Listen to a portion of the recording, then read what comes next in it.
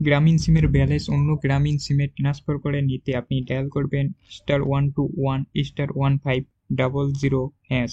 এই কোডটি আপনি ডায়াল করবেন আপনার গ্রামীণ সিম থেকে।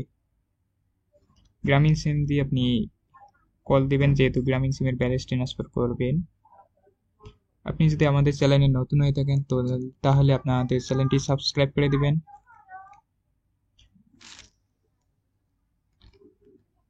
এরপর আপনাকে সর্বপ্রথম রেজিস্ট্রেশন করতে হবে, এজন্য 1 দিয়ে সেন্ডে ক্লিক করবেন। এখানে সেন্ডে ক্লিক করলে আপনাকে এসএমএস একটি কোড দিয়ে দেওয়া হবে, পিন নাম্বার। তো আমি অলরেডি পিন নাম্বারটি একটু আগে নিয়ে এসেছি, এই জন্য এখানে অলরেডি অ্যাক্টিভ দেখাইতেছে। তো আপনি যখন প্রথমবার কল দিবেন তখন আপনি পিনটি পেয়ে যাবেন এই এসএমএসে। আর যদি আপনিও না পান তাহলে কাস্টমার কেয়ারে কল দিবেন, তাহলে ওরা আপনাকে দিয়ে দিবে। এরপর আপনি আবারও ডায়াল করবেন *121*1500#।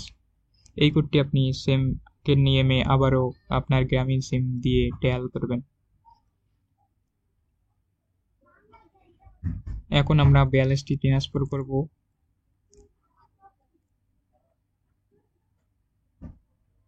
এখানে যে 2 নাম্বার অপশনটি দেখতেছেন ব্যালেন্স ট্রান্সফার, এজন্য আপনি এখানে 2 দিয়ে সেন্ডে ক্লিক করবেন। এরপর সেন্ডে ক্লিক করবেন। এরপর আপনি যে নাম্বারে ব্যালেন্সটি ট্রান্সফার করে নিতে চান ওই নাম্বারটি দিবেন, যে নাম্বারে টাকাটি নেবেন।